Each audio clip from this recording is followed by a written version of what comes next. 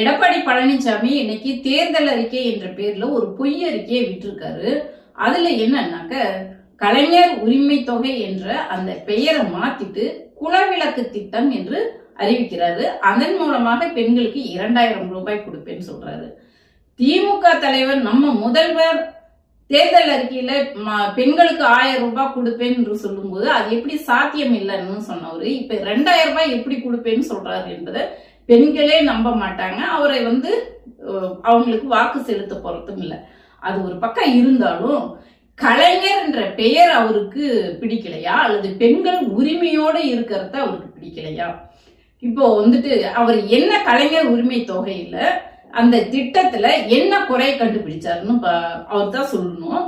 நம்ம வாழ்நாள் முழுசும் பெண்களுக்காகவே உழைத்தவர் தமிழறிஞர் கலைஞர் அவர்கள்.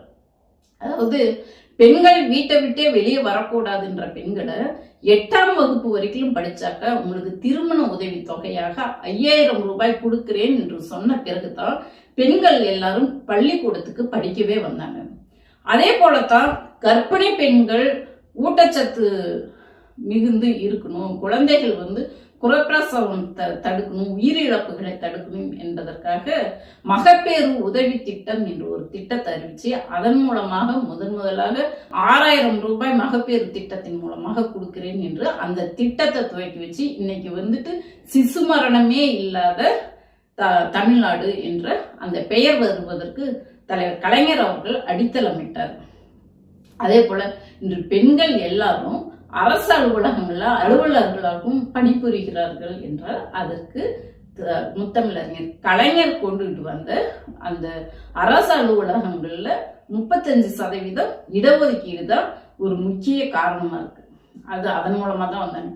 அதே போல இன்னைக்கு நம்ம அண்ணன் தம்பிங்கெல்லாம் அப்பா சொத்துலையும் குடும்ப சொத்துலையும் பிரிக்கும் போது நீ கேட்கறத உனக்கு கொடுக்குறேன், கையெழுத்து மட்டும் ரெஜிஸ்டர் ஆபீஸ் கையெழுத்து போடு என்று இன்னைக்கு நம்மளையும் ஒரு மனிதராக நினைத்து மதிச்சு கூப்பிடுறாங்க. அப்படின்னா அதுக்கு காரணம் தலைவர் கலைஞர் கொண்டுட்டு வந்த அந்த குடும்ப சொத்தில் பெண்களுக்கும் சம உரிமை என்ற அந்த சட்டம் தான் காரணம். அதே போல இன்று பெண்கள் உள்ளாட்சியில மேயராகவும் கவுன்சிலராகவும் இருக்கிறாங்க.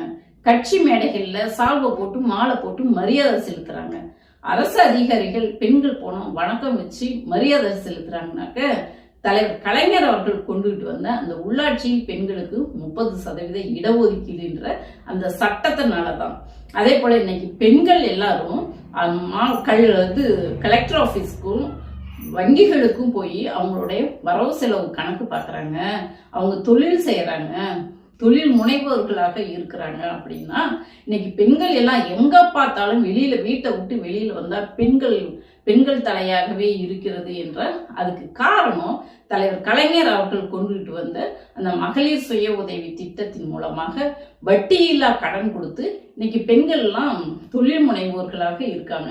அது மட்டும் இல்ல, தன் வாழ்நாள் முழுசும் பெண் உரிமைக்காகவே உழைத்த அந்த கலைஞரோட பெயரை வச்சதுல இவருக்கு என்ன பிரச்சனை வந்துருச்சு, எதுக்காக எடுத்தாரு, அதுக்கான காரணத்தை அவர் சொல்லணும்.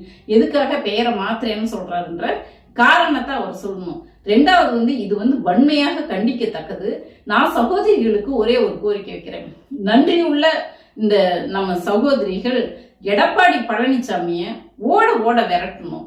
பெண்கள் உரிமையோட இருப்பது பிடிக்கலையா அவருக்கு, அல்லது கலைஞர் தன் வாழ்நாள் முழுசும் உழைத்த அந்த தலைவர் கலைஞர் பெயர் வச்சதுல இவருக்கு என்ன பிரச்சனை? அந்த எடப்பாடி பழனிசாமிய பெண்கள் ஓட விரட்டணும். அவரை இந்த தேர்தல்ல விலாசம் இல்லாதவரா மாற்ற வேண்டியது நம்ம சகோதரிகளோட நன்றி உணர்வு என்னன்னு காட்டணும் என்று இந்த நேரத்துல அவங்களுக்கு ஒரு வேண்டுகோளையே நான் வைக்கிறேன்.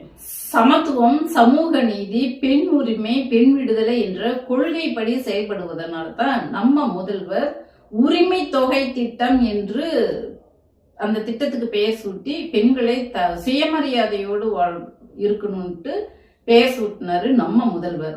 கலைஞர் எதிர்ப்பையே கொள்கையாக வச்ச அந்த கட்சியோட வழித்தோன்றலாக இருப்பதனால தான் எடப்பாடி பழனிசாமி குலவிளக்கு திட்டம்னு பெயர் சூட்டி